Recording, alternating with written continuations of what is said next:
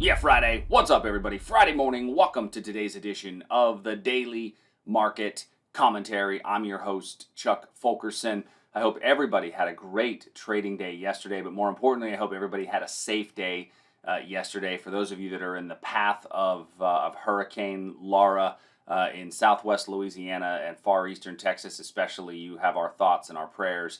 Living in Houston, we certainly know about how that can affect you. And so certainly keep all those people in your minds, thoughts and prayers, as that was one heck of a wind event. So I did not do the live trade room yesterday. Justin Krebs did the live trade room. So some of the lines you'll see on the charts are actually from Wednesday's daily market commentary, but we left the lines on the charts as we always do. If you're new to the channel, do me a favor, click the subscribe button, hit the notification bell so you get the alerts and the updates. Please share this channel with others. Let's spread the love. All right, let's get started. So S&P this morning, we're up 7. Now, we had a great, this is a picture-perfect breakout setup that we had on Wednesday morning. So those of you that were in the live daily market commentary Wednesday morning, hopefully you were able to jump in, take advantage of that breakout. We talked about the fact that if we get quality basing in front of there, we're going to get a decent move, and that's exactly what we got. It went from 34.48 on Wednesday up to 34.83, so about a 40-point move. And then yesterday, we actually had a retest of a quality area right in here, giving you another chance for an entry, for those of you that were able to catch that and catch a little bit of a ride up. So now, with that move up, that was a really nice, strong move. What are we looking at now as far as an area for a retest? Well, if I'm looking at a retest level, my most obvious and best retest level is actually the origin of the breakout, 34.46. By 34.40. Do I think we're going to make it down there today? Not necessarily. We're up about 8 points, although from the European market open, we've actually been selling off just a smidge. So if I go to the smaller time period, looking here at a 15-minute chart, you might actually get a little basing and a potential breakdown below here if you wanted to kind of take that in the interim as far as a bit of a breakdown. As far as reversals up above me, I'm not in love with really any of these upper reversal levels. And when I look at my demand levels below me, you start at current price, you look down and to the left, the origin of a strong rally. Well, this rally is the retest of this area here to the left. This rally, in my mind, is a bit of a retest of this area here. And this rally was the one that we already talked about. So from a 15-minute chart standpoint, you got a little tiny level right in here at 34.59. But our best level is still that 34.46 area, which is why I think we could come down a little bit more today. Now, remember, it's as always, on a Friday, I want to be out of the market pretty much by Friday at noontime. I don't really see much reason to still be in the markets Friday afternoon, so I don't do a whole lot of looking at the market after Friday in the early afternoon period. And so if we've not done anything by then, I won't be forcing any of those trades. In the NASDAQ, similar picture. We had the breakout long to the upside. Price rallied higher. Our demand levels are still very much in check here. We came down a little bit lower yesterday in the NASDAQ than we did in the S&P, for those of you that were looking at that retest, giving us probably, if you took that little retest, it was a little bit of a stop below that region. But certainly, if you weren't in it, then I certainly wouldn't worry too much about it at the moment. I do think that there's a nice little wick over wick area right here on the 1-hour chart. That's a very clean wick over wick. And when I say very clean, what I mean is that those two wicks are both of the same length. And those two wicks both being of the same length tells me that that's a potential for an entry there at 11.797 by 11.771. Stop, obviously, is best to go below the pivot at 11.734. If that's too wide for you, you can go to the 15-minute chart and take it below the leg in of below the wick of the leg in candle. In this case, it looks like it would be 11.761.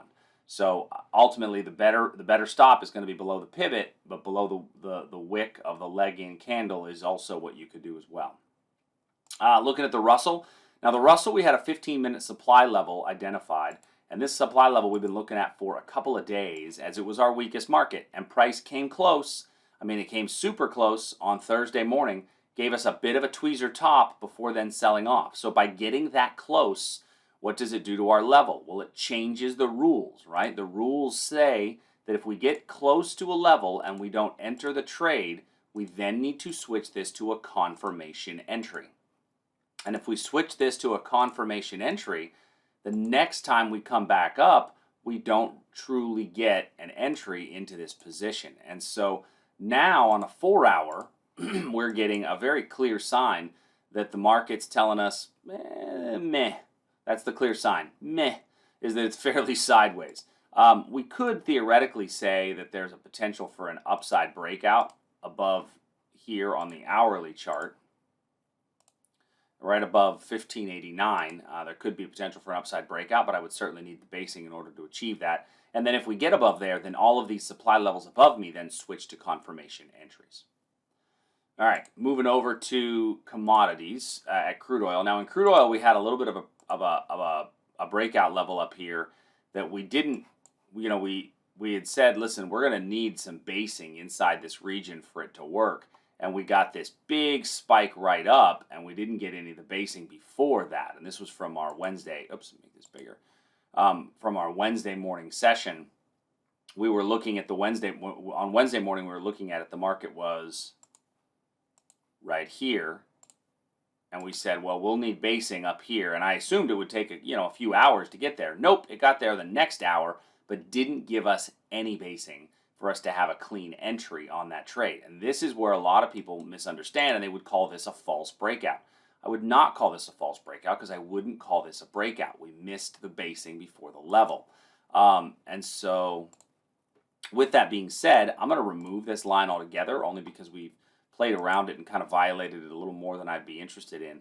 And I don't think there's a whole lot to do inside of this market. Now, we talked earlier in the week about an iron condor. For those of you that took the iron condor position, so far it's been okay, kind of staying sideways. I know a lot of people were looking into that as an opportunity. And if you're not trading options, it's a really, it's always a good time to learn to trade options, because even when the markets go sideways, there are still trading opportunities. Because when I look at this today for directional trades, I just don't see any reason to force anything. Moving to the gold market's next. We are in between some levels here in gold. We almost touched this 1989 level yesterday with this upper wick here. This upper wick got as high, it got as high as 1987, and our entrance was at 1989.8. So we missed the entrance by about 2 points. But that's close enough for me to keep the level on the chart, but switch it to a confirmation following the rules. We did have a little bit of a move up here in the overnights, and that move up in the overnights, what time did we have this level here? This level here occurred at about 9 p.m. Central. This level here is going to be the better zone based on the time of day that it was created.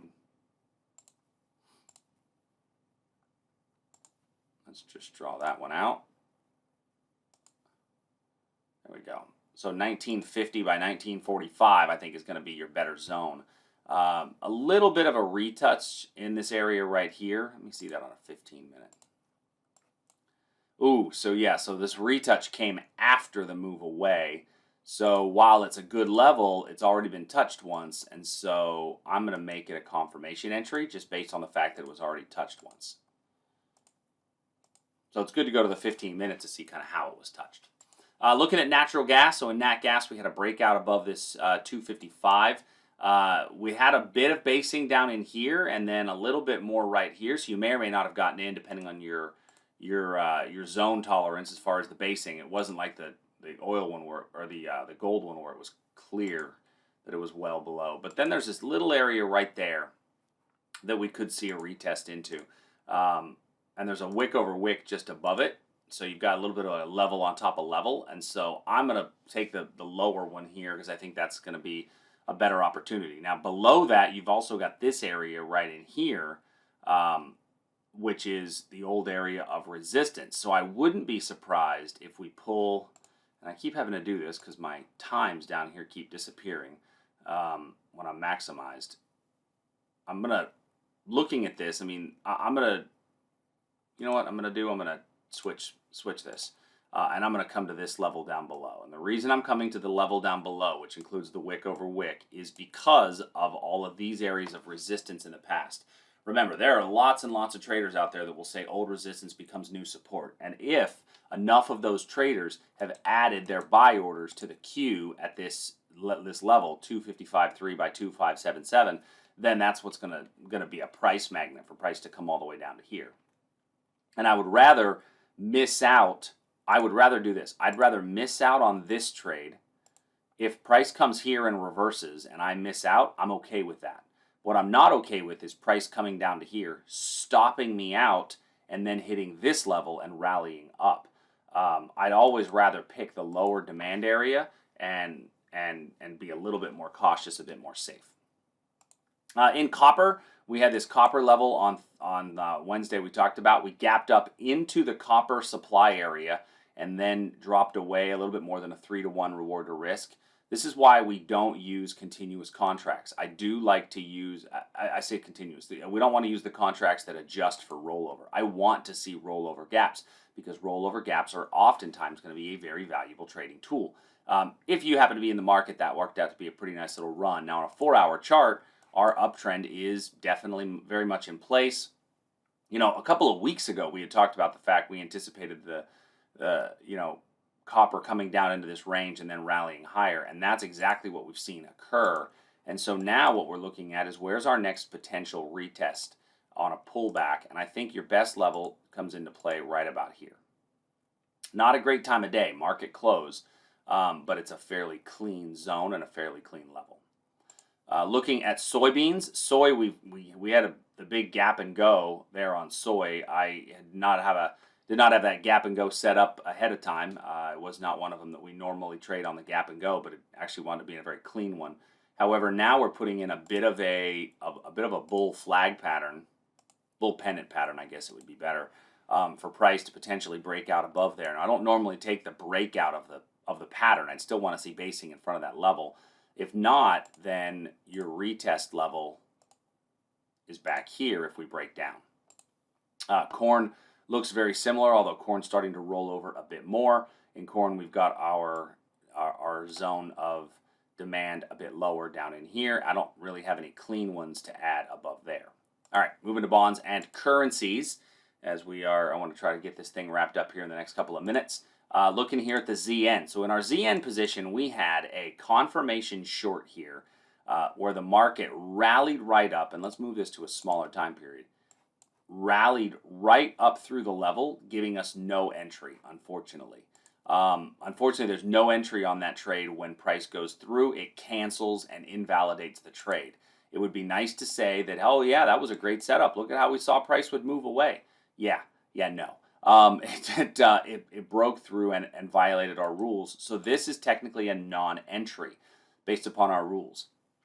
And then price came down into our next level. We got a third touch. Price rallied up and then dropped away. So based upon your risk tolerances, if you were looking at the 15-minute chart, you clearly got basing. If you were only looking at the hourly chart, you did not get basing. Now, the difference between those is that if you were looking at the hourly chart, your stop would have had to be way the heck up here because that would have been the pivot before the basing, and that would have made no sense on the breakout. If you use the 15-minute for the breakout, your stop could be right here, and then you could have an opportunity for that breakout as you've got a little pivot right up in there. But it's totally up to you and your risk tolerances. My guess is, if you're like most people, and I got a few text messages that some people caught this breakout, and then I also got one or two that people said, no, we didn't get it. And so one of the things I would say was the level's still valid. The level's still valid. It's just now more of a reversal area. In looking at it, I would look up here at a potential for the reversal level as we would come back up into that zone. Now, it's a 15-minute chart, so that has to be done in purple. Now, this level down below didn't hold at all, but we also had basing in front of the level telling us, hey, maybe it's not a great idea, and we entered into the level at 7 o'clock at night, so not the best time of the day, obviously, to get into those zones. I will tell you, most of these levels that meet entry at between 5 p.m. and 9 p.m. are not going to be typically great entries, just because of the low volume. And I'm talking central, by the way. I'm talking central time U.S. Looking at the Aussie, so the Aussie, we had a confirmation short set up above us, just in case the market gave us an opportunity.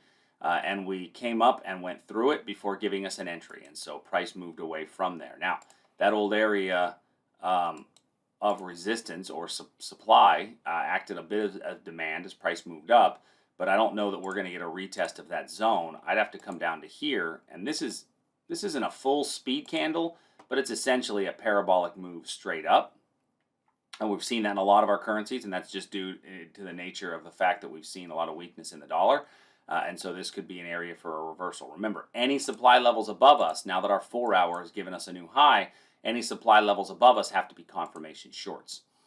In the euro, same thing. We've rallied up. Now we've put in a little bit more resistance up here in the euro.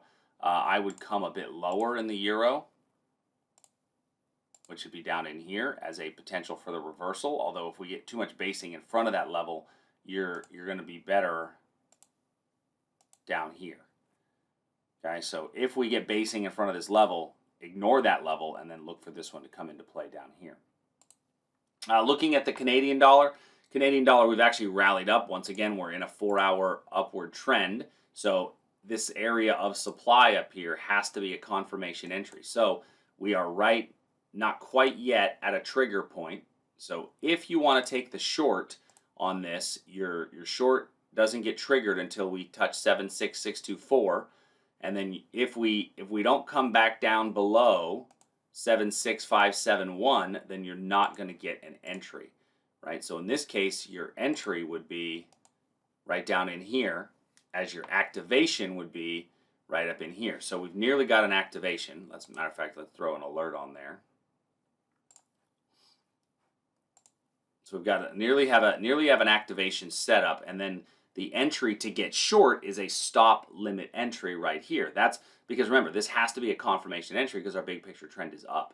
Now remember, in doing so, you're trading against the trend. So where's your target if you take that short? Well, in that case, your target has to be right here, 76,405 at the most. I think that you've got decent demand right here that could actually serve as a bit of a reversal point if price comes back into that region. Right, so that's the only short setup in this trade if you wanted to take that confirmation short. Next, Great British Pound. The Great British Pound on our 15-minute chart. This was from our Wednesday live trade room. We came into the level. 1, 2, 3, 4, 5, 6 candles later, the market had done nothing, and so it told us you should probably get out of this position at a break even because it's going to fall apart. Well, that actually wound up becoming kind of a line of control, and the market's traded back to there a number of times. So in looking at this price action now, as we've continued to rally up throughout the overnight, we have once again this same area in here that we could see a retracement and a reversal, remembering that our big picture trend is up, so all of our confirmation levels above us. And then last is the Japanese yen. This thing went all over the dang place yesterday between the last couple of days. So we had a decent little short out of this move, and that was a good move for those of you that took that trade. You got a little run. We covered this on Wednesday. So then we switched this to a confirmation short. Price popped through it, giving us no entry the second time on that confirmation short. Price then came screaming back down to our demand level, and our demand level gave us a clean entry. 1, 2, 3, 4, 5, 6, 7 candles later, we had gone nowhere. So telling you, hey, you should probably get out of this thing. It's probably not going to go anywhere. Well, lo and behold, we popped down below, which would have been just enough to stop you out if you didn't follow the 6 candle rule, and then the market rallied right through that level, right? And we rallied right through that level starting at about 9 to 10 p.m. That was really when we saw the weakness in the dollar, and all of our currencies launch higher. So what about a retracement in here? We're in the confirmation short area right now, and that's because we've already hit that level once. That's why it's a confirmation a second time. On the 4 hour, on our 4 hour, we've just gotten a new swing high, but I don't have a new swing low as of yet. So if you wanted to take that confirmation short, your short is triggered now. It's a stop limit just below that low, and in my mind, your target is right here, just before this wick over wick, which is also where we had some prior areas of resistance. I don't know that I would go long at that wick over wick, but I think it's a good first target. If you wanted to look for a clean long, I would come all the way to here. I think that's going to be your best one, somewhere down in this region. So that's all I have for today. Hopefully you guys got a number of good trade ideas from our session today. As always, if you have any questions, shoot us an email, support@tradersarmy.com. Thank you so much for joining us today. Until Monday, everybody, I will see ya.